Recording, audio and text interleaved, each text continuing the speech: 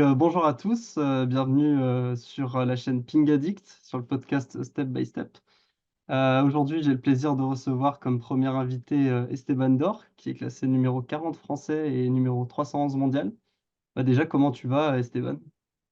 Bonjour à tous, je vais très bien, merci, merci pour l'invitation, merci de me recevoir. Je Et t'en toi, prie, j'espère que tu vas bien. ça va aussi, pareillement. Si tu devais te présenter en quelques mots, quelques phrases, vas-y, hein, dis-moi comment tu te présenterais?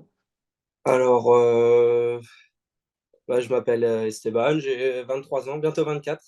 Je pense que au moment où la vidéo sortira, j'aurai déjà 24 ans. Possible. Euh, joueur de tennis de table français, gaucher, ce qui est peu plus rare maintenant. Gaucher, style de jeu plutôt atypique, contreur et un peu ouais, atypique, qui aime bien jouer avec les effets et contreur. Et voilà, hein, je- Ah bah, c'est déjà bien. on- On pourrait, je pense en guise un peu d'introduction, revenir sur ton parcours, à la fois, quand tu étais un peu plus jeune, quand tu as commencé le tennis de table et quand tu es passé pro, on va dire. Déjà, je crois que tu as commencé le ping à 7 ans. Comment c'est arrivé un peu, le ping, dans ta vie? ouais, c'est ça. J'ai commencé à l'école. J'ai commencé ça à l'école. On avait un cycle tennis de table à l'école. J'ai plutôt accroché d'entrée et ce qui était vraiment bien, c'était que la personne qui faisait ping à l'école, c'était David Bello, mon premier entraîneur. Et à la fin de ce cycle, en fait, on avait le droit à des séances d'essai au club de speedrun. Et après ces séances d'essai, j'étais vraiment content d'y aller. C'était le samedi matin. J'étais vraiment content d'y aller le samedi matin. Et j'ai continué ça naturellement. Et j'ai commencé les séances club. En parallèle, je faisais de la gymnastique.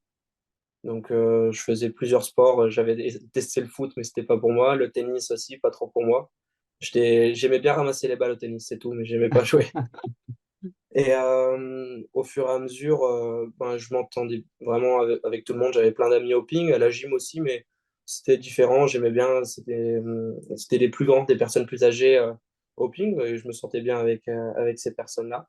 Et au fur et à mesure, je commençais à progresser.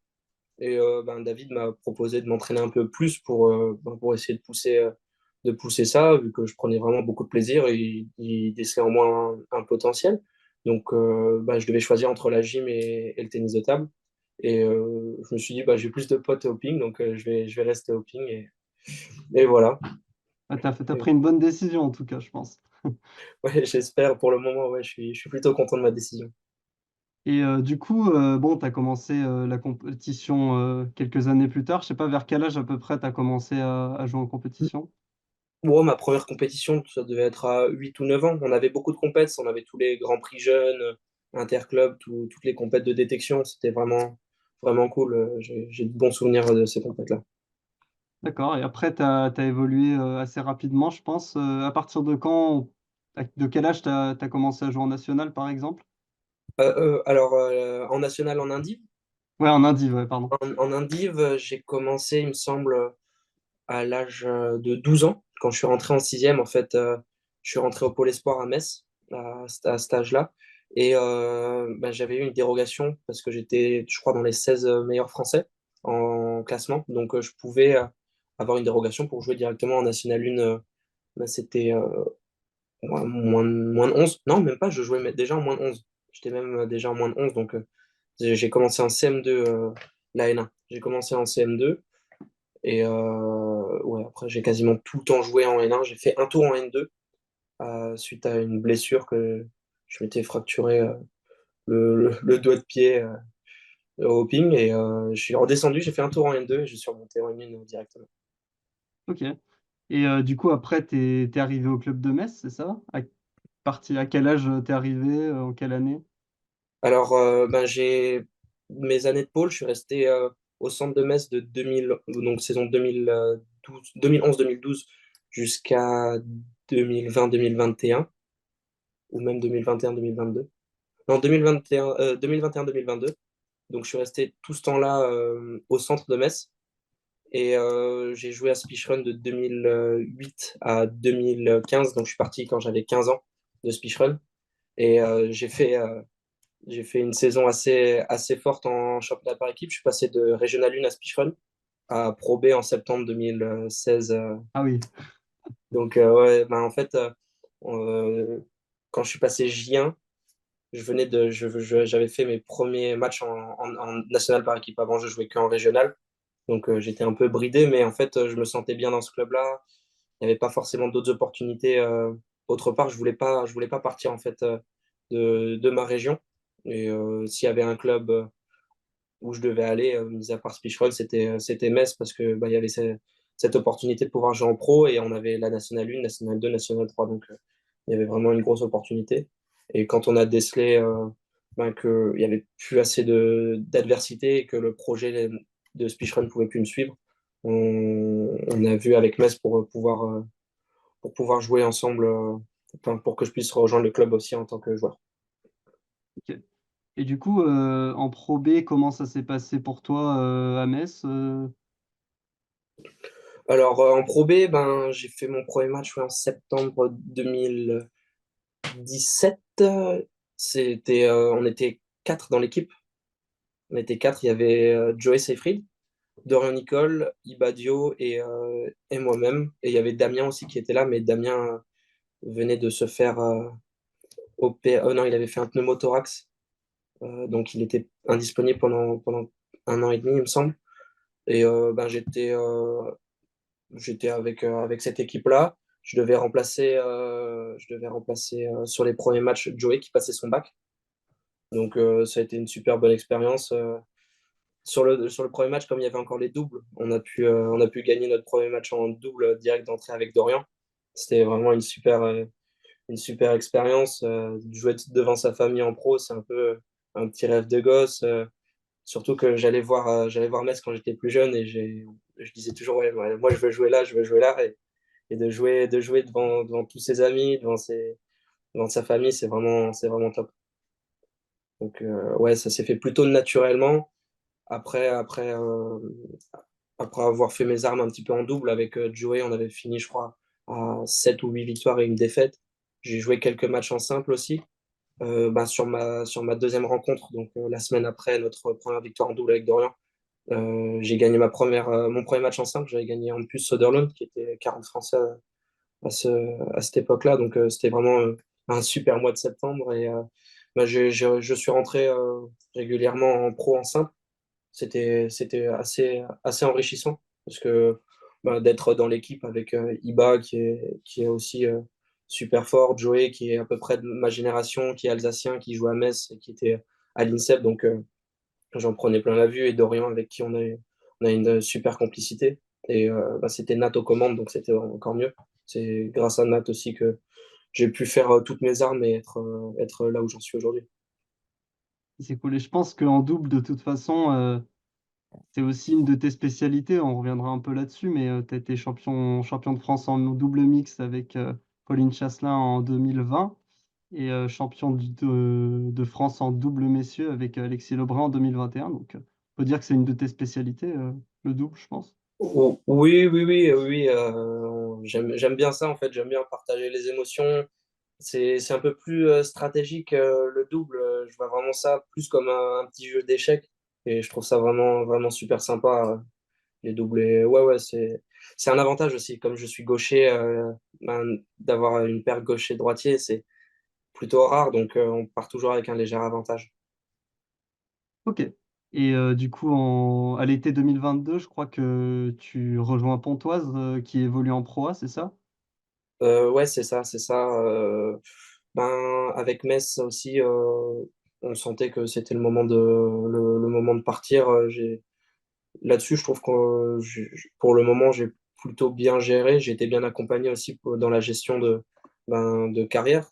On peut maintenant appeler ça comme ça, dans la gestion de carrière. C'est-à-dire que ben, j'ai pu avoir de bonnes discussions avec des personnes ben, qui m'ont conforté dans ce que je ressentais, dans l'envie d'aller voir ailleurs. Ben, ça faisait 12 ans que j'étais au club. enfin, au club au centre, et plus de 6 ans que j'étais au club, j'avais envie de voir ailleurs, que ça soit dans une équipe Pro B qui visait une montée en Pro A, soit en Pro A directement. Ben, j'ai eu la chance que Pontoise m'ait contacté et qui m'ait fait confiance dès le début. J'ai pu côtoyer Marcos Freitas, qui est un joueur qui est une des légendes de ce sport.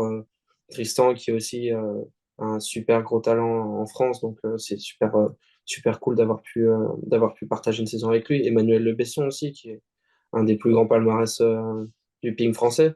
Donc, non, franchement, c'était une super expérience cette année à Pontoise. Et j'ai pu découvrir la Ligue des Champions. J'ai pu découvrir la Ligue des Champions et à nouveau jouer devant ma famille parce qu'on a joué contre Sarrebruck. Donc, moi, j'habite vraiment à la frontière, donc je connais bien ce club aussi. Quand j'allais les voir, j'ai dit un jour, je joue aussi contre eux. Donc, c'est plutôt un petit rêve de gosse encore qui est passé cette année à Pontoise. Ouais, du coup, tu as vraiment passé, une étape supérieure, on va dire, en allant à Pontoise et puis, finalement, 1 an plus tard, tu quittes le club pour rejoindre, l'alliance, Nîmes-Montpellier TT, parce que c'est comme ça qu'il faut l'appeler maintenant. Ouais. Quelles sont, on va dire, les raisons qui motivent ce choix et disons, comment tu as été accueilli dans ce club, de Montpellier, à ce moment-là? Ben, tout d'abord, c'était une décision qui était quand même pas facile à prendre parce qu'à Pontoise, on a eu beaucoup de discussions parce qu'ils voulaient me garder. Moi, je me sentais aussi très bien dans le club. J'étais vraiment super bien intégré dans la vie du club au quotidien. Vraiment, je me sentais vraiment à l'aise. Même avec les dirigeants, on avait vraiment de très bonnes relations. Le seul hic est que c'est à Paris, donc j'ai les trajets, je perds beaucoup de temps en fait dans les transports. J'ai perdu, je pense, quasiment un mois en tout parce que je dois toujours arriver 1 ou 2 jours avant, repartir le lendemain, mais c'est des jours d'entraînement en fait qui y passent, donc j'ai quand même perdu beaucoup de temps malheureusement. Et Montpellier, l'Alliance, je vais dire l'Alliance, Tu peux dire Montpellier ou Nîmes, hein, de toute ouais, façon, non, je vais dire maintenant, l'Alliance, c'est c'est- l'Alliance. c'est plus global. L'Alliance en fait m'a contacté parce que aussi je suis au quotidien avec eux et ils voyaient que je commençais à faire mes armes en proie, qu'ils avaient besoin d'un nouveau joueur pour une très potentielle montée en proie. Et ils m'ont contacté, on en a discuté et le projet est super intéressant. Moi, j'ai plus de trajet à faire. J'ai quasiment, je joue à domicile complètement. C'est vraiment cool. À contrario, à Pontoise, même si je joue à domicile, c'était un peu à l'extérieur pour moi. Je devais toujours faire du voyage. Donc, ouais, ça s'est fait aussi naturellement, en fait, même si c'était un peu plus compliqué de quitter le club de Pontoise, parce que le projet était encore super intéressant. Et on voit que cette année, ils sont très, très performants. Ils sont premiers du classement, je crois, en Pro A. Ouais, ouais, exactement. C'est une super équipe avec, ils ont recruté Lim Jong-un, Mehdi et Oh Jung-sung. Donc, c'est une grosse, grosse, grosse équipe. Mais, à Montpellier, vous avez quand même aussi une belle équipe. Ouais, Puisque, ouais, ouais, ouais. tu es accompagné notamment, des frères Lebrun. Bon, je veux pas non plus, qu'on fasse une interview autour des frères Lebrun, mais, qu'est-ce que ça fait justement d'évoluer avec 2 joueurs, qui sont à ce niveau-là, qui sont aussi bien classés, sur le plan international et qui en plus de ça parfois, ne sont pas, à Montpellier pour disputer les rencontres et donc parfois il faut, faire sans. Comment ça se passe, cette relation, on va dire, avec ces 2 frères? Comment ça se passe tout simplement, au niveau sportif aussi? La relation avec Alex et Félix, elle est super cool. C'est-à-dire qu'en fait, on a un groupe, on est un peu une équipe de foot cette année. C'est-à-dire qu'on est 6 dans l'équipe. Il y a Manav Takar, Brian, Afanador, Greg Jean, Alex, Félix et moi-même. Mais on a un groupe où on est vraiment tous soudés. Donc là, par exemple, même si ils étaient en Corée, ils ont suivi nos matchs, ils nous appelaient avec le décalage horaire. Nous, la fin de nos matchs, c'était à peu près l'heure où ils se réveillaient. Donc ils nous appelaient, ils nous envoyaient des messages, ils regardaient directement les matchs. Ils sont super impliqués. Même s'ils ont la scène internationale en priorité pour cette année olympique. Ils sont super impliqués dans l'équipe. C'est un régal de jouer avec eux. Ils mettent une bonne humeur lorsqu'ils sont présents et on a juste besoin de surfer sur la vague et c'est facile. C'est facile de jouer avec eux. Ah, je trouve ça super parce que moi je me demandais si justement c'était pas aussi, d'une certaine manière, une forme de pression quelque part parfois de jouer avec eux parce que tu sais que potentiellement ils vont faire 2 points. Toi, tu arrives derrière et il faut que tu sois finalement au niveau, il faut que tu tiennes la cadence. Est-ce que parfois tu as eu un peu ce sentiment d'avoir de la pression ou pas du tout? Non, bien au contraire, moi, je trouve que c'est vraiment un gros plus, en fait, de jouer avec eux. C'est-à-dire que, ben, il y a beaucoup de gens qui viennent aux rencontres pour voir Alex et Félix, spécifiquement. Mais par exemple, ben, quand il y a Greg qui joue ou même moi, et ben, les gens sont assez surpris de voir qu'en fait, on a aussi un très gros niveau. Comme on est un peu médiatiquement moins, moins exposé, en fait, c'est un régal aussi pour le public de voir d'autres Français ben, qui savent jouer et qui jouent plutôt bien. Donc non, c'est vraiment cool. Moi, je prends ça vraiment comme du plaisir, hein. C'est pas, ça sert à rien de se mettre une pression en plus.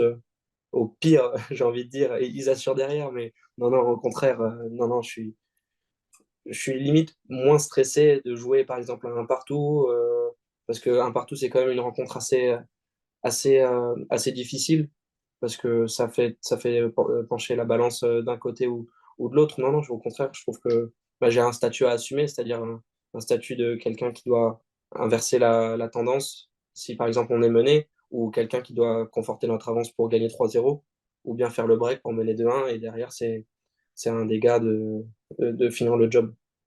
Donc quelque part, tu as aussi, quand ils sont absents, ce statut un peu de leader, de par ton classement déjà, leader de l'équipe quelque part, quand Félix et Alexis ne sont pas là? Oui, après, moi, je me mets pas non plus, je me mets pas non plus cette pression-là. Je sais que le coach a confiance en chacun de nous, dans toute l'équipe. C'est pour ça qu'on a aussi un- une équipe élargie. Donc, non, au contraire, moi, je suis prêt à aller, à aller à la guerre dans tous les cas. Donc, il n'y a pas de souci, il y a pas de souci là-dessus. Et non, je me mets pas du tout dans cette optique de leader ou quoi que ce soit. J'ai juste envie de jouer au ping, faire des gros matchs et aller chercher les mecs au-dessus de moi. En tout cas, pour l'instant, ça marche bien. Vous êtes troisième du classement, mais vous avez quand même, je crois, 2 rencontres, d'avance sur certaines équipes, puisque vous avez Ouais, joué mardi la 17e journée, je crois? ouais, c'est un peu compliqué de bien s'accorder sur les rencontres. Ça doit être dur aussi pour, je pense, le public de suivre le championnat de pro, parce que la médiatisation aussi se fait discrète, malheureusement, mais C'est vrai. j'espère qu'il y aura des améliorations dans les prochaines années. J'espère dès la saison prochaine. Mais oui, on est obligé en fait de fonctionner un petit peu par bloc, soit pour jouer avec les gars, soit nous en fait aussi parce qu'on a un calendrier international. Même si c'est pas exposé, on a aussi beaucoup de compètes internationales. Manav, Brian ou même moi, on est sur la scène internationale et on doit aussi jouer. Ouais, tout à fait. Et ben, je crois qu'a été annoncée cette semaine l'arrivée d'Antoine Achard au club pour la saison prochaine. Ça, c'est quand même une très bonne nouvelle. Il est quand même vice-champion de France, en individuel, en 2019. Je crois que c'est un très bon joueur, une très bonne recrue, pour votre équipe. Ouais, ouais, Brian, non, Antoine, oui, oui, c'est une super recrue. On se connaît aussi depuis très longtemps. Moi, c'était quelqu'un que j'allais voir le vendredi quand il jouait en élite et j'étais là et je dis, punaise, lui, il joue vraiment bien, j'ai envie de jouer contre lui, ou j'ai envie de jouer avec lui. Et ouais, on se retrouve dans la même équipe, c'est vraiment cool. C'est une super personne avec qui j'ai déjà partagé beaucoup d'expériences. Il vit au Danemark et grâce à lui, j'ai pu aller plusieurs fois au Centre national au Danemark m'entraîner et tout. Donc, c'est vraiment cool. En plus, on est tous les deux sponsorisés par Donic, donc ça pourra aussi nous aider à faire des événements possibles. Donc, non, vraiment, ça va être une super saison l'année prochaine, même si on a d'abord celle-ci à finir. Mais C'est après, sûr. l'année prochaine enchaîner avec tout le monde, ça va être cool. Et du coup, pour cette saison, qui est en cours, quels sont un peu les objectifs, du club? J'imagine que c'est quand même, de finir premier éventuellement? Ce serait, pour tout Dans un premier temps, nous, c'est surtout de se maintenir. ouais, De se maintenir. Là, Pontoise a quand même mmh, une belle beaucoup avance. d'avance. C'est très compliqué, surtout que ils sont pas en mode gestion, ils sont vraiment en mode rouleau compresseur. Donc, non, nous, on veut se maintenir et après, L'année prochaine, il y aura d'autres objectifs pour le championnat, c'est sûr. Ok. Du coup, par rapport à la Pro A, j'aimerais revenir avec toi sur quelques-unes des rencontres que tu as disputées. Alors, moi, j'ai appelé ça des matchs références. Maintenant, est-ce que pour toi, ça va être des matchs références? Tu me diras. J'ai sélectionné quelques-uns de tes matchs que tu as disputés cette année, que j'ai trouvé D'accord. intéressants dans le contenu notamment, que ce soit tactiquement, mentalement, mais également parfois aussi dans la beauté la qualité de la rencontre, on va dire. Mhm. Du coup, je pense que je peux commencer par la rencontre qui a eu lieu lors de la journée 2 contre la Romagne. Le match contre Ibrahima Diop, qui du coup est ton ancien coéquipier, classé numéro 93 mondial, Ouais. que tu gagnes 3-0, 11-6, 11-5, 11-9. Je trouve que tu fais un super match tactiquement. Comment tu t'analyses ce match maintenant un petit peu à froid après coup? Ben, c'était un soulagement de le gagner pour la première fois de ma vie, parce que ben, on a évolué une saison ensemble, et lui aussi est au Danemark, donc je suis déjà allé m'entraîner avec lui, et on se connaît aussi très bien, on a de très bonnes affinités. Et en fait, j'ai toujours eu ce blocage psychologique sur Iba, c'est-à-dire que j'arrivais pas. Et je l'ai déjà joué, il était malade, une fois il avait le dos bloqué, j'arrivais pas, c'était un truc de malade. Et non, là, je me suis dit, ben, je suis dans un nouveau club, on mène 2-0, c'est mon moment, je me sentais bien, je sais que tactiquement, je sais quoi faire sur lui, j'ai les idées claires. Et voilà, je gagne le premier, je me dis, ça, c'est pas mal, je continue ben, avec toute ma panoplie de services. C'est là où j'ai vraiment pu lui faire très mal. Mm. C'est-à-dire qu'il avait du mal sur le court coup droit, long revers, long diago, il était vraiment un peu à la rue comparé à d'habitude. Je pense que je servais mieux sur lui aussi, parce qu'avant, j'ai toujours eu des, des petits soucis de confiance. C'est-à-dire que comme j'ai un jeu à base avec beaucoup de services longs, je me dis, mais il sait que je vais servir long, je peux pas servir long. Donc, je me bloquais tout seul et là, j'y suis allé sans complexe et c'est passé magnifiquement bien. Donc, je suis vraiment content en plus de commencer cette première à domicile avec Alexis, avec Félix, avec le club. Il y avait tous les gars du centre aussi qui étaient dans les tribunes. Je me suis dit, là, faut que j'aille à la baston et c'est passé plutôt bien. Donc j'étais vraiment super content de ce premier match. Du coup, tu l'as dit, un des aspects clés de ton jeu, je pense aussi, c'est cette variation au service et notamment le service long qui te permet de lancer le jeu et tout de suite, finalement, d'être en mesure de prendre l'initiative. Alors, sur Ibrahima Diop, évidemment, je crois que tu lui mets deux ou trois services sortants dans son coup droit et il fait la faute. Tu as vraiment bien servi, tu as bien varié. Mais finalement, c'est un principe que tu appliques sur à peu près tous les joueurs et sur tous les matchs, j'ai remarqué. C'est-à-dire que tu aimes bien ce service long pour lancer le jeu. Derrière, prendre l'initiative et ne pas avoir peur d'agresser en fait tout de suite face à un adversaire, quel que soit finalement son style de jeu. Oui. Bah, en fait, j'essaie d'imposer mon style de jeu et mon rythme de jeu qui va être ben, de prendre à la gorge, de surprendre l'adversaire, de par soit des rapidités de service, soit des changements de direction à la dernière minute, qui est vraiment ben, le nouveau ping. On regarde un petit peu les rythmes de match d'Alexis et Félix et ça va très vite. Trulls aussi fait beaucoup de changements de direction avec des gammes de services très larges. Donc, c'est ce qui est un peu le nouveau ping avec la balle plastique. Wallner, dans son livre, avait dit que quand il l'a écrit, il avait dit que le nouveau ping allait être quasiment un service long sur deux. Et il n'a pas forcément tort. On regarde maintenant, beaucoup vont servir long dans des moments importants, ou beaucoup vont servir long au début du match aussi pour relâcher la pression, pour se déstresser et se lancer.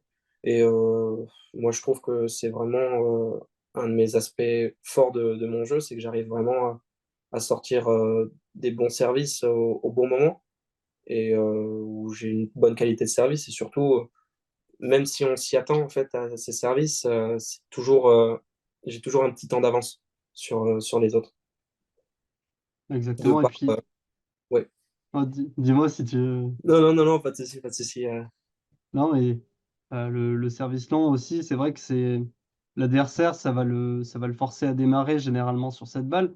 il peut aussi faire la faute, se dire: «Voilà, je m'attends pas forcément à un service long, et il va vouloir rentrer trop fort» ou ce genre de choses. Quand il est un peu sortant, c'est pas forcément évident parce qu'il y en a qui tentent la roulette, il y en a qui veulent juste remettre la balle et du coup, tu une balle favorable derrière.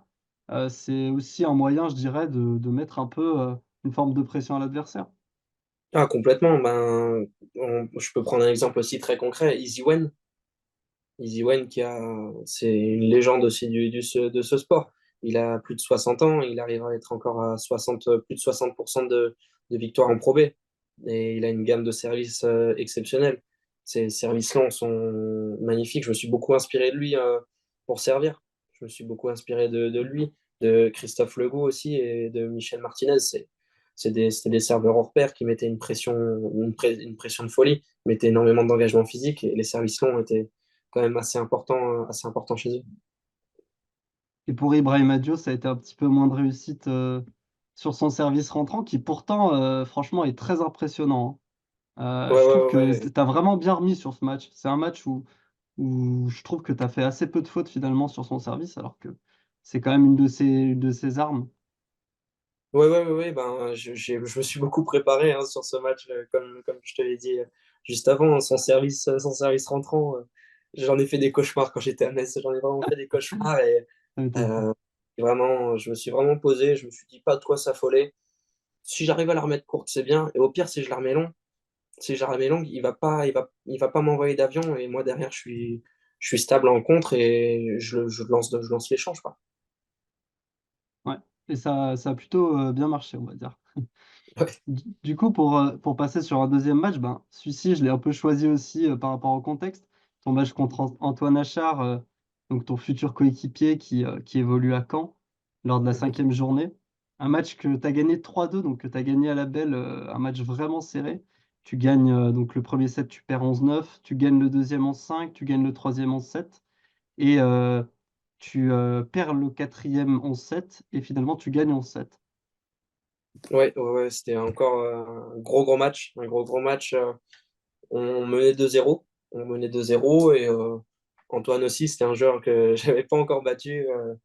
Ben, je me sens plutôt à l'aise sur son jeu, mais à chaque fois, quand on s'entraînait et tout, il me cassait les dents, il me cassait les dents souvent, et je me dis non, c'est pas possible, je peux pas, je me sens bien sur lui, je dois gagner, je dois gagner.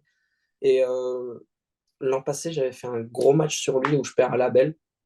J'étais vraiment pas du tout dedans. Je revenais des France, j'étais un peu blessé et je devais jouer parce on n'avait plus personne à Pontoise. Donc, je devais jouer, j'ai plutôt bien joué, je perds à la belle et bah, j'ai beaucoup regardé ce match, réanalysé ce match avec le coach Vincent Avril.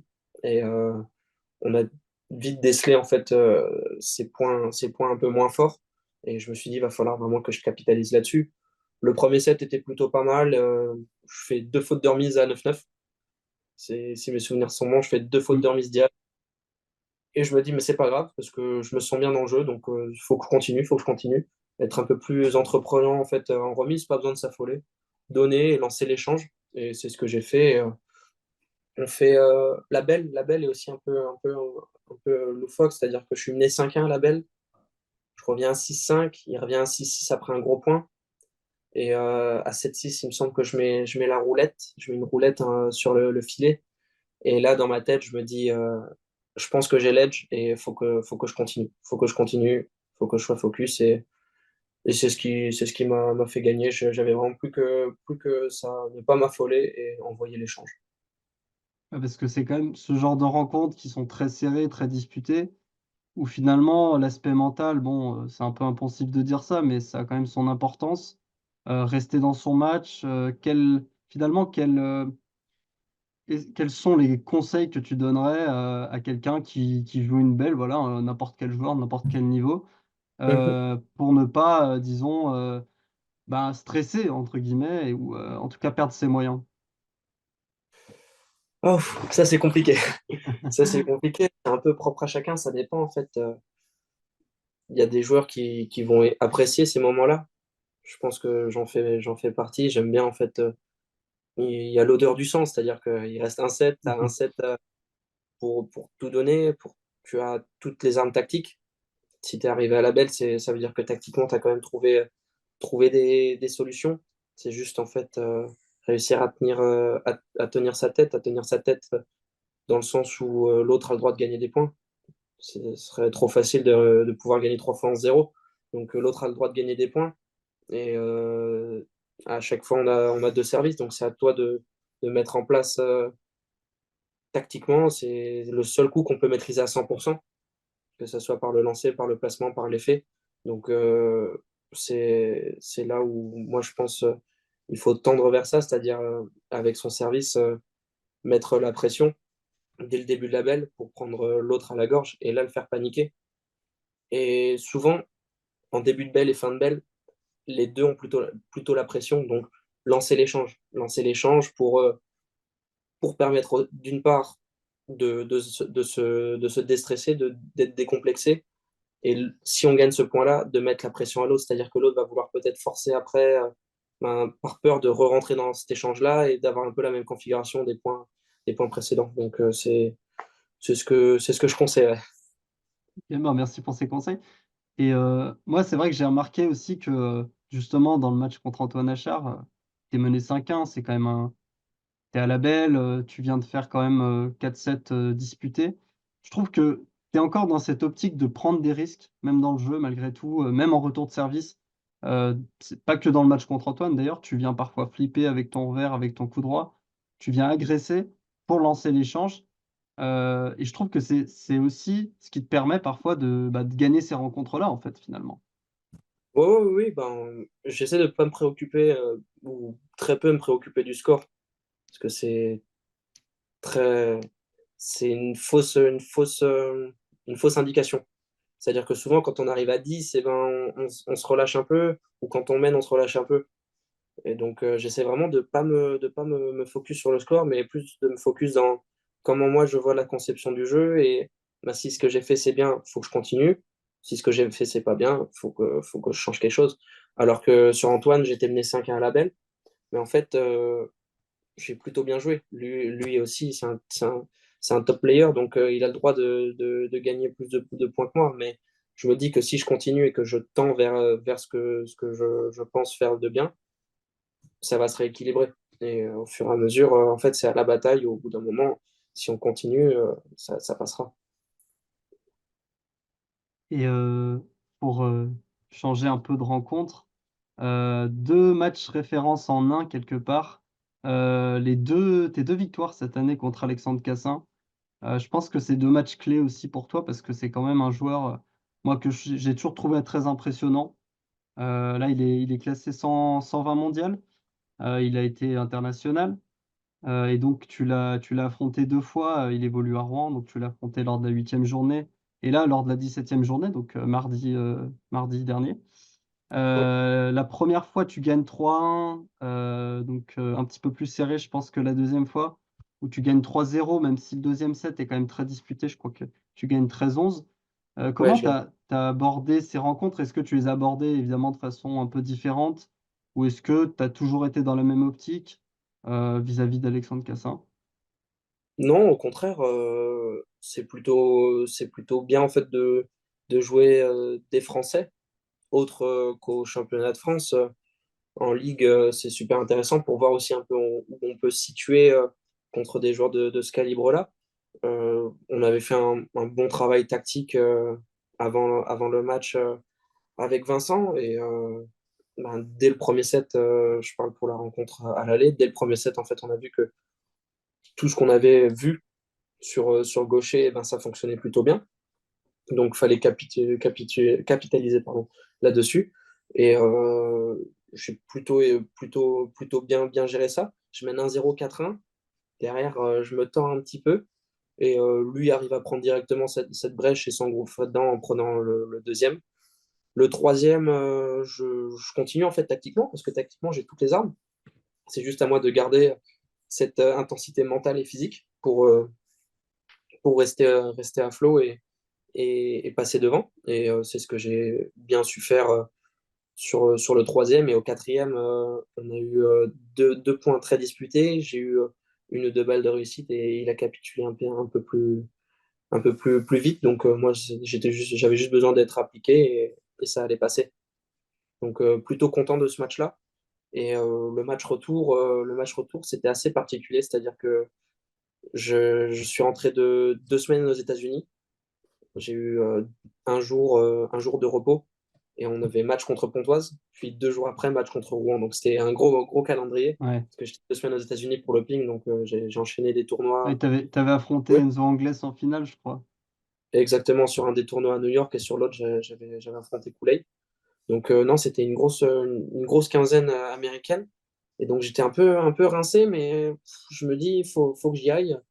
Alex Robino m'a bien maîtrisé sur le premier match. Et c'était la première fois, en fait, de ma vie où en Pro A, je jouais le premier match. Je Ouais. m'inclinais et que je devais regagner un match, enfin rejouer et regagner un match pour maintenir l'équipe à flot et aller essayer de chercher la victoire 3-2 avec Greg qui était en feu. Donc c'était vraiment assez particulier parce que j'avais vraiment beaucoup de mal. Je dis pas que je mettais pas un pied devant l'autre, mais j'avais beaucoup de mal. Ça s'est vraiment joué mentalement et j'ai pu prendre l'edge dès le premier set. Dès le premier set, après, il s'est passé un fait de jeu dans le second où j'écrase une balle parce elle était molle. C'est un peu les problèmes des balles plastiques, c'est-à-dire que quand elles sont molles, en fait, elles sont inefficaces. On ne peut Mhm. plus jouer. Donc, je l'écrase. Et en plus de l'écraser, c'était aussi un peu par énervement, un saut d'humeur. Et Gardos est sorti un peu de ses gonds, qui était le coach de la rencontre. Ça m'a permis un petit temps mort et ça m'a permis de me reconcentrer en fait sur le match et sur ce que je devais faire. Et j'ai plutôt bien géré après le gain du deuxième et finir sur le troisième. Donc vraiment plutôt content dans l'aspect mental. L'aspect mental, réussir à garder cette intensité mentale malgré la fatigue. Parce que c'est quelque chose aussi, c'est une dimension que nous, spectateurs, désolé, puisqu'à partir de là, un petit problème technique est survenu. Mon logiciel de capture a tout simplement cessé d'enregistrer mon microphone. Donc je vais tenter de vous redonner les questions que j'avais posées à Esteban et essayer de vous restituer les interventions que j'ai faites via des petits enregistrements que je mettrai au montage. Là, je questionnais Esteban sur la surcharge physique et mentale que pouvait entraîner un calendrier Oui, trop mais chargé. surtout, en fait, l'aspect mental est de plus en plus important dans le tennis de table et surtout dans le tennis de table de haut niveau. C'est-à-dire que en proie, le niveau de jeu de chacun se joue vraiment à rien. C'est-à-dire qu'on a quasiment tous le même niveau de jeu. Bien sûr, il y en a qui vont être un peu plus forts, d'autres un peu moins, mais dans la raquette, on a quasiment tous la même chose. C'est juste que mentalement, c'est là où la plupart des gars font la différence. Je prends par exemple Marcos Freitas, qui lui, en fait, mentalement, c'est assez impressionnant. Il perd très peu de matchs parce que mentalement, il lâche rien, il montre rien.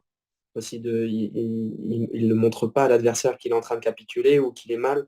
Ça, c'est vraiment une vraie prouesse. Félix aussi. Félix, il a réussi à retourner un nombre de matchs comme ça en ne montrant rien et en fightant. C'est assez impressionnant. Justement, tu parlais de Félix Lebrun, on peut prendre l'exemple de son match à Goa en finale face à Hugo Calderano. Il est mené 2-0 18 et il trouve la force pour revenir et venir gagner ce match 4-2. Toi, justement, bah, tu parles de Marcos Freitas. Tu fais un gros Mhm. match sur lui, hein, puisque tu le joues cette année. Tu perds 3-1, mais au final, tu perds le premier 11-8. Ouais, Tu gagnes le ouais. deuxième 11-4. Tu perds le troisième 13-11 et tu perds Ouais. le dernier Je mène un 11-6. Donc partout tu fais quand même 18, un... j'ai 2 balles de 7. Et je sais qu'il n'est pas du tout à l'aise. Il n'aimait pas mon jeu déjà à l'entraînement. Je savais qu'il n'était pas à l'aise. Et à 19, on prend temps mort avec Vincent. Et on se dit, parce que tout le match, il me faisait son rentre en court coup droit. Et moi, j'allais long revers pour qu'il ait le premier démarrage et que moi, je joue. Et là, je me dis, avec Vince, on se dit, on doit une fois plein coup droit. Il s'y attendra pas. C'est pas possible. Et il me fait son rentrée en court coup droit. Je vais plein coup droit super bien. Et en fait, lui, il y était, quoi. Il y était. Il me fait un démarrage de fou. Et c'est ce qui fait la marque des grands champions. Même s'il n'a pas le palmarès qu'il devrait avoir, ça reste un grand champion pour moi. Oui, et en plus, il est 19e mondial et ça fait des années qu'il est au très haut niveau, au plus haut niveau, et la régularité, c'est ce qui fait la marque des champions, je pense. Bien sûr, hein, 36 ans, il est encore dans le top 20 et il fait des Jeux européens de malades mentaux, hein. Alexis est exceptionnel, je sais pas comment il fait pour aller le chercher. Le match sur Félix, bah, les deux méritaient de gagner en finale, hein. C'était un truc de malade. Et justement, pour conclure cette liste de tes matchs références en Pro A cette année, pour moi, en tout cas à mes yeux, ton meilleur match, c'est celui que tu fais face au Coréen Jun Sung-ho, qui est le numéro 48 français, Junior 3, donc 17 ans, lors de la 12e journée face à Pontoise. Une victoire à l'arraché 3-2. Tu fais un match. Alors, est-ce que techniquement, tu vas considérer que c'est ton meilleur match? Je ne sais pas, moi en tout cas, je pense que c'est un de tes meilleurs matchs techniquement. Mais en tout cas, dans le scénario, c'est Non, évidemment le je meilleur gagne, match de la saison, je je gagne deux. pense, pour toi. C'est un match vraiment, Ouais, pour ceux qui ont l'occasion de le voir, qui est très très plaisant à voir parce que il est plein de rebondissements, avec un scénario fou. Euh, tu fais, tu gagnes 12-10 le premier, tu perds 11-3 le deuxième, tu perds 11-2 le troisième, tu gagnes 16-14 le quatrième et tu gagnes 15-13 le dernier. ouais. J'en rigole parce que lorsque je gagne le premier set avec Vincent, coach, il me regarde, il me fait ah, tu sens, il y a le vent qui tourne. Il y a le vent qui tourne parce que depuis le début de l'année, j'ai pas été verni sur. Bah, j'ai eu pas mal de balles de match, pas mal de moments où j'aurais pu concrétiser, ça s'est pas fait. Sur beaucoup de matchs, sur une dizaine depuis le début de l'année. Donc Le match face à Tian Yuan Chen, par exemple. sur chaîne où j'ai une balle de match, bon, j'en ai beaucoup, j'en ai beaucoup cette saison malheureusement. Mais il me dit, je sens qu'il y a un truc, je sens qu'il y a un truc parce que j'étais mené 10-8, j'arrive à gagner 12-10. Derrière, je me fais botter les fesses royalement. J'ai été tactiquement vraiment pas bon du tout. Puis dans le quatrième, je suis mené 17, mais je me dis, ça peut aller, allez, on tente. Et je sauve une, deux, trois, quatre, cinq, six, sept balles de match. Je me dis, oh bah, pas mal. Je gagne le 7. Et là, je me dis, bah, à la belle, là, c'est. Voilà, hein, c'est comme au temps des cowboys, c'est un duel, un contre un, duel au pistolet, et puis voilà. Et c'était un super match, en fait, dans le sens où bah, j'ai rien lâché. Et comme tu as pu le dire auparavant, en fait, que je sois mené ou que je mène, j'essaie de jouer de la même façon, d'être très relâché, avec beaucoup d'agressivité. Et je pense que c'est ce qui m'a permis d'aller chercher ce match-là. Et en termes de niveau de jeu pur, pour moi, je trouve pas que ce soit mon meilleur match, mais dans la résignation de ne jamais rien lâcher, là, c'est mon meilleur match, je pense, de ma vie. Je pense en tout cas qu'émotionnellement, c'est le plus grand match de ta vie Ouais, ou ouais, l'un des ouais, plus bah grands surtout matchs de bah, ta que vie. je jouais à Pontoise, donc c'était mon ancien club et tout. À la fin, je pouvais même pas célébrer parce que bon, c'était un truc de malade. Il y avait aussi la salle qui était remplie en pensant qu'il y avait Alexis et Félix, donc la salle était aussi en grande partie pour nous. C'était assez plaisant à entendre. Donc, non, vraiment, c'était un super match et une super rencontre. En tout cas, félicitations pour toutes ces rencontres et en particulier pour celle-ci. Alors, je voulais revenir avec toi sur les résultats que tu as pu avoir au championnat de France au cours de ta carrière et également sur les objectifs que tu auras pour l'édition 2024 qui se jouera du 22 au 24 mars 2024, à domicile donc. Ouais. Mais avant, j'aimerais revenir sur ton titre de champion de France en double mix avec Pauline Chasselin obtenu en 2020 et celui obtenu avec Alexis Lebrun en double messieurs en 2021. Ma question, elle est simple. Quel souvenir tu gardes de ces deux titres? Ben, j'en garde des souvenirs de fou parce que ben, avec Pauline, c'était juste avant la crise sanitaire. Donc, c'était assez particulier. Dans la salle, on sentait ben, que tout le monde parlait un peu du Covid, donc c'était du coucou, salut, on savait pas trop comment se dire bonjour, mais l'ambiance était superbe.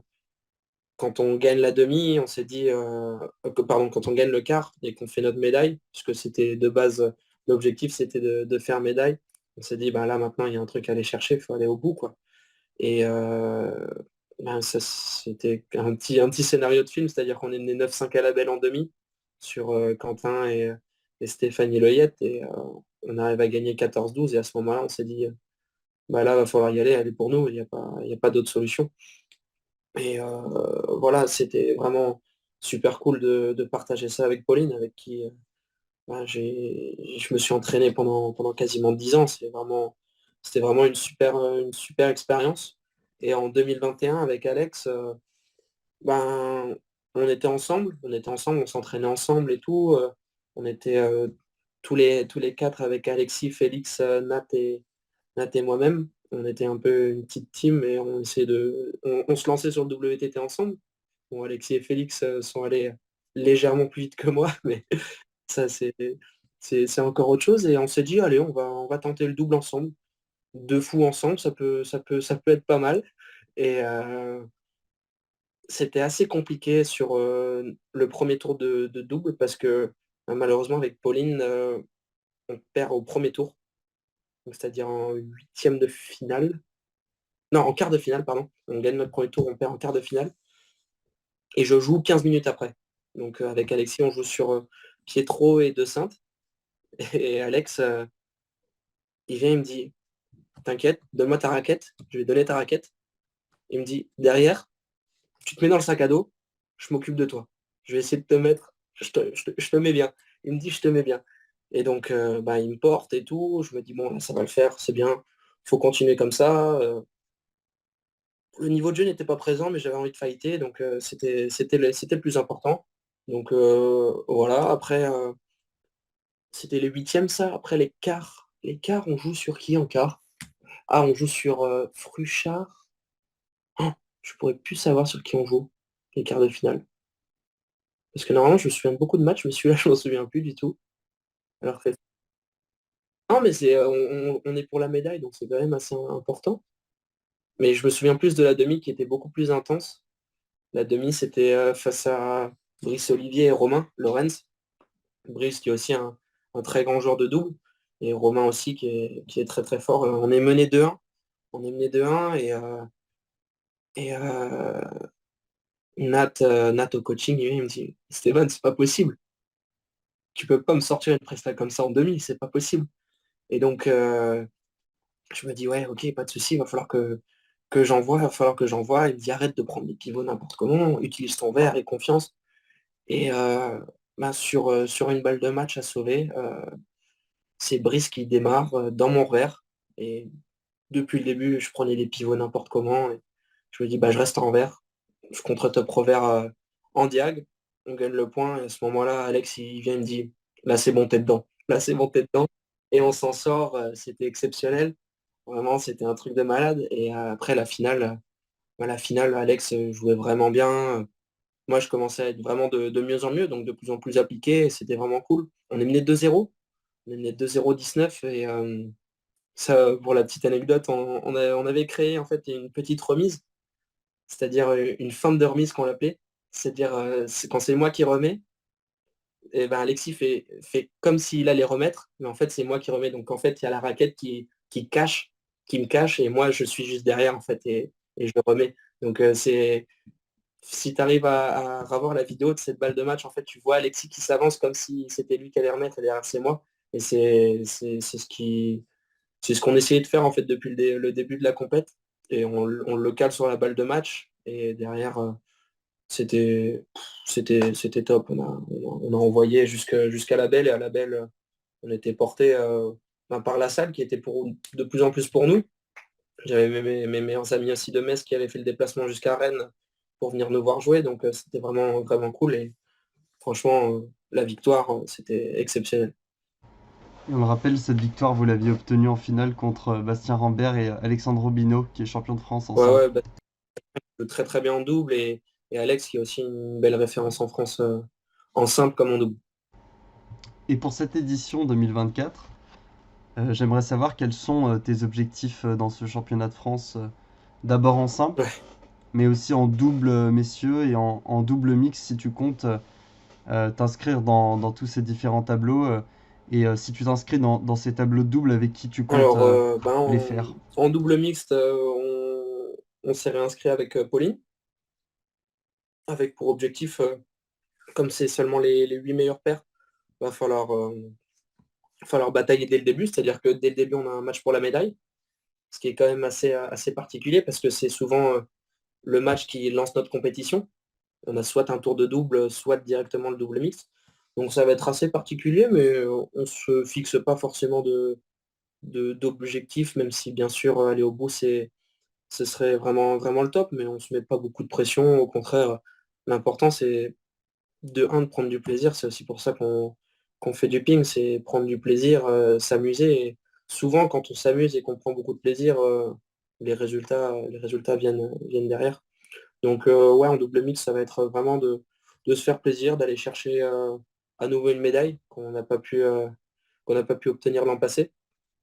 En double messieurs, ben, on fait une nouvelle association avec Flo Bourrasso, qui va être plutôt sympa. On se connaît aussi depuis très longtemps. Très longtemps, on a vécu ensemble pendant 2 ans à Metz, puis on a joué dans la même équipe. On se connaît par cœur, donc ça va être super intéressant de se frotter à tous les Français présents, donc ça va être cool. Peut-être contre Alexis et Félix aussi, ce serait vraiment un super match. Et après, en simple, je sais pas trop combien je pars, je vais voir, mais l'objectif, c'est de faire mieux que l'an passé. Donc, ça va être vraiment cool. À domicile, je peux le dire, ouais, je joue aussi à domicile, donc ça va être vraiment des super France, j'espère, et une super compète qui va arriver, quoi. On le rappelle, l'année dernière, tu avais été sorti par ton coéquipier actuel, Alexis Lebrun. Ouais, c'est ça, c'est ça. J'étais sorti en quart par Alexis. Malheureusement, j'étais un peu blessé, je m'étais coincé un nerf sur le quart en double. Donc je suis passé un peu à côté du match, mais il démérite pas non plus sa victoire. En tout cas, on te souhaite plein de réussites pour ce championnat de France qui arrive à la fin du mois. Alors pour conclure, je voudrais revenir avec toi sur un dernier aspect de la carrière d'un joueur de tennis de table professionnel.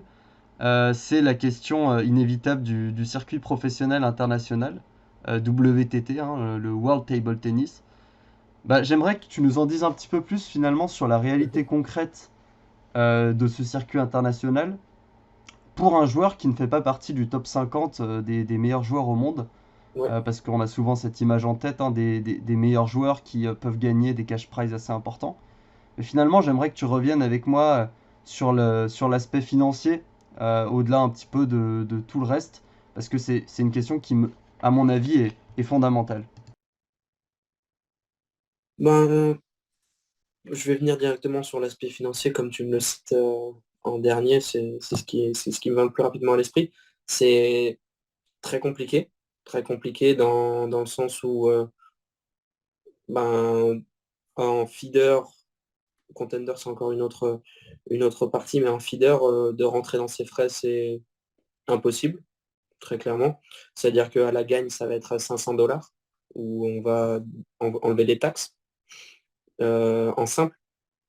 Et là, maintenant, on peut avoir une accréditation en ligne, c'est-à-dire que on paye juste notre droit de jouer et après, c'est nous qui nous gérons. Mais jusqu'à maintenant, c'était seulement via l'organisation. Donc, c'était minimum à peu près 180 € par nuit la chambre. On fait ça fois 3 minimum parce que c'est 3 nuits minimum.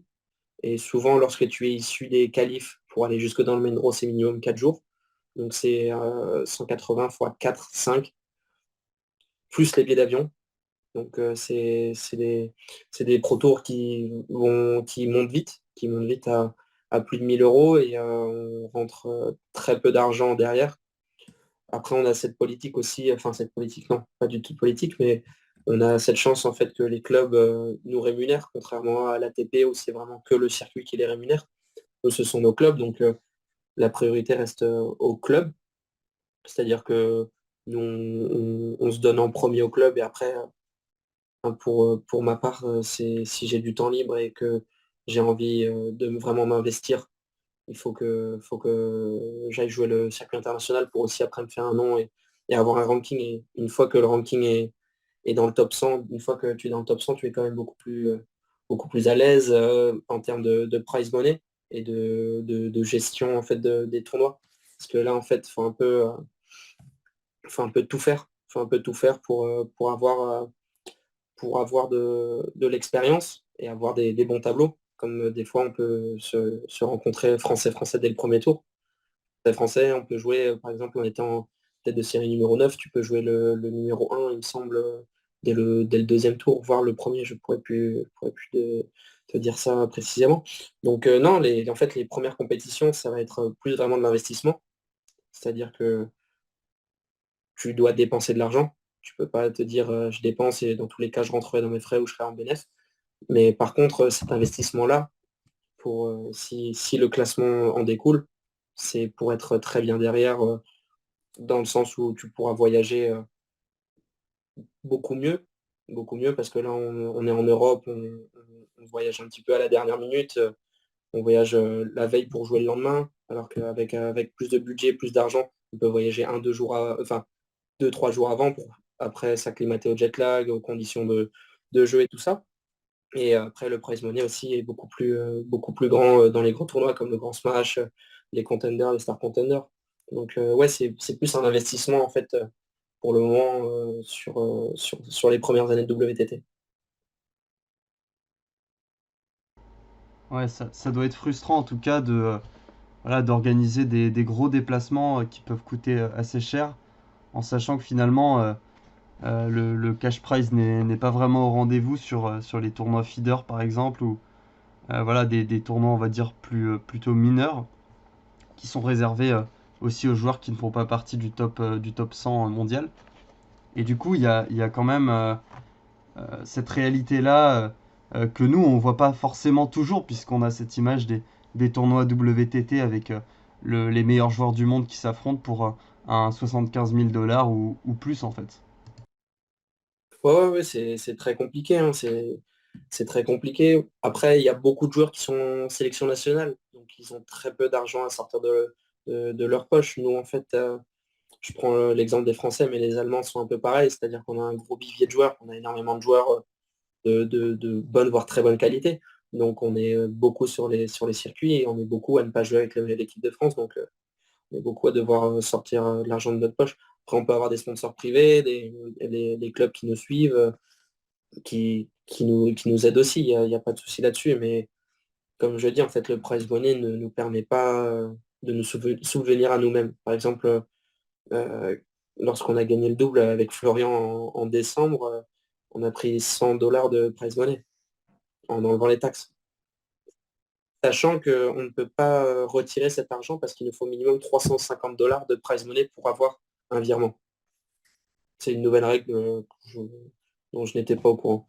Donc c'est assez impressionnant. Par exemple, aussi l'an passé, pardon, il y a 2 ans maintenant, j'ai dû repartir entre deux feeders à Düsseldorf en urgence car j'ai été opéré de l'appendicite.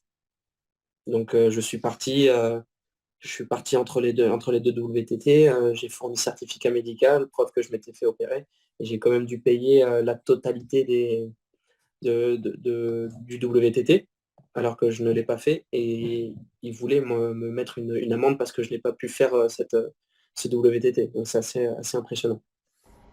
Et comme tu viens de le souligner, sur le plan financier, c'est vrai que c'est très compliqué pour la grande majorité des joueurs, et notamment ceux qui font pas partie des tout meilleurs. Il y a un autre élément qui peut paraître frustrant aussi avec les WTT, et notamment quand on passe par les rounds de qualification. Je prends l'exemple d'un tournoi que tu as fait à Amman en Jordanie. En février 2023, tu affrontes deux Français en Ouais, qualification, Léo de Nodrest que tu bats 3-2, puis Kanakuzu que tu bats 3-1. Et enfin, tu t'inclines face à Marcos Madrid, qui est numéro ouais, 74 mondial. Mais on peut aussi prendre l'exemple du WTT Contender à Antalya en Turquie, Antalya, ouais, en ouais, octobre ouais. 2023, où tu joues dès le premier tour de qualif Florian Bourrasso, que tu connais par cœur, et tu te fais sortir. Donc, est-ce que ça peut pas aussi entraîner vraiment une frustration de faire des kilomètres pour au final jouer des Français, quoi, des compatriotes? Ben ouais, c'est très, très particulier. Ben, je prends l'exemple à Amman, où même Marcos, qui lui maintenant s'entraîne à l'INSEP, ça fait plus de 10 ans qu'il vit en France. On a partagé notre chambre pendant 10 jours à Amman. C'est-à-dire qu'on était ensemble tous les jours au quotidien pour se jouer au troisième tour. Donc c'est assez frustrant. Après, c'est la loi du sport, mais je pense qu'il y a un règlement quand même à peaufiner là-dessus. C'est-à-dire que souvent, là, c'est les mêmes nations qui se jouent au premier tour. Florian a encore joué Léo à Manchester au premier tour. Il y a beaucoup d'affrontements franco-français sur les premiers tours. Et je pense qu'il peut y avoir de- des changements de règles là-dessus, car c'est souvent les mêmes nations qui s'affrontent en même temps, enfin les uns contre les autres. On peut noter aussi qu'en parallèle du circuit WTT, qui est le circuit officiel, on va dire, il y a d'autres tournois qui existent à l'échelle internationale, que ce soit en Europe, aux États-Unis, comme tu le disais tout à l'heure, mais aussi un peu partout dans le monde, qui permettent ben, de s'améliorer parce que ça permet d'avoir du rythme sur des matchs de très haut niveau, mais qui permettent aussi, d'un point de vue très concret, euh, de, de- de gagner de l'argent avec des sommes parfois plus intéressantes que certains WTT. Ben, oui, c'est pour ma part, là, les États-Unis, j'y suis allé dans l'objectif de gagner de l'argent et pouvoir réinvestir ça en WTT. C'est des tournois, je prends l'exemple du tournoi à Westchester qui a lieu une fois par mois, le dernier dimanche du mois, la plupart du temps. Et à la gagne, c'est 2500 $, ce qui n'est pas négligeable. 2500 $ à la gagne, 1000 $ pour le second. Et après, c'est dégressif pour les demi-finalistes et quarts de finalistes. Donc, c'est pas négligeable. C'est pas négligeable. C'est des gros tournois qui permettent de faire aussi des gros matchs. Donc, se tester un peu à l'international, jouer hors de sa zone de confort. Donc, c'est aussi, tu payes pour prendre de l'expérience. Et si tu fais une grosse compète, eh ben, tu touches entre guillemets un peu le jackpot et tu peux réinvestir ça sur des WTT.